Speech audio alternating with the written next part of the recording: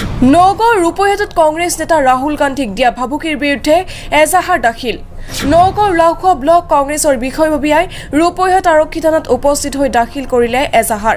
BJP উত্তৰ প্ৰদেশৰ মন্ত্ৰী ৰঘুৰাজ সিং, ৰাজ্যিক ৰেলৱে মন্ত্ৰী ৰেভনেট ভিট্টু, শিৱসেনা সিন্ধৰ বিধায়ক সঞ্জয় গায়কৱাড আৰু বিজেপি নেতা তনবীৰ সিং মাৰোৱাৰ বিৰুদ্ধে দাখিল কৰিলে এজাহাৰ। দেশজুৰি এজাহাৰ দিয়াৰ পিছতো আৰক্ষীয়ে যদি কোনো ব্যৱস্থা গ্ৰহণ নকৰে তেন্তে কংগ্ৰেছে গণতান্ত্ৰিকভাৱে তীব্ৰ আন্দোলন গঢ়ি তোলাৰ হুংকাৰ দিয়ে। বিজেপিয়ে দেশত গণতন্ত্ৰ নহয় ৰাজতন্ত্ৰহে কৰিব বিচাৰিছে বুলিও মন্তব্য কৰে কংগ্ৰেছ কৰ্মীসকলে।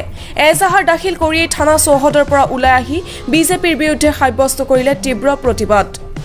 বিৰোধী দলৰ উপদলপতি ৰাহুল গান্ধী ডাঙৰীয়াক যিয়ে জীৱা কাটি আনি দিব পাৰে তাক 3 লাখ টকাৰ উপহাৰ দিব। 11 লাখ টকা উপহাৰ দিব।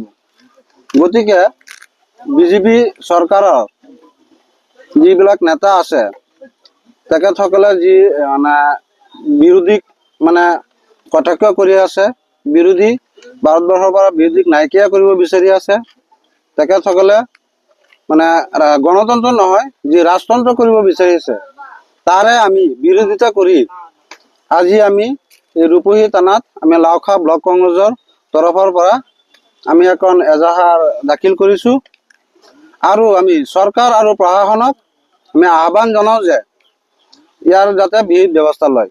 দেখা গৈছে যেহেতু আপুনি গোটেই ভাৰতবৰ্ষতে এই সন্দৰ্ভত বিভিন্ন কংগ্ৰেছৰ সদস্যলৈ গোচৰ ৰুজু কৰিছে, এতিয়ালৈকে কোনো ধৰণৰ ব্যৱস্থা গ্ৰহণ কৰা নাই।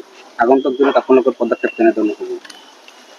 হয়, আমি গোটেই ভাৰতবৰ্ষতে থানা আমাৰ এজাহাৰ দাখিল হৈ আছে। চৰকাৰক আমি আহ্বান জনাই আছোঁ, প্ৰশাসনকো আহ্বান জনাই আছোঁ যাতে ইয়াৰ বিহিত ব্যৱস্থা লয়। যদি ইয়াৰ বিহিত ব্যৱস্থা নহয় তেতিয়াহ'লে আমি গণতান্ত্ৰিকভাৱে আমি আন্দোলন চলাম। নগাঁৱৰ পৰা বিভূতি বৰাৰ ৰিপৰ্ট, সুহানা লাইভ।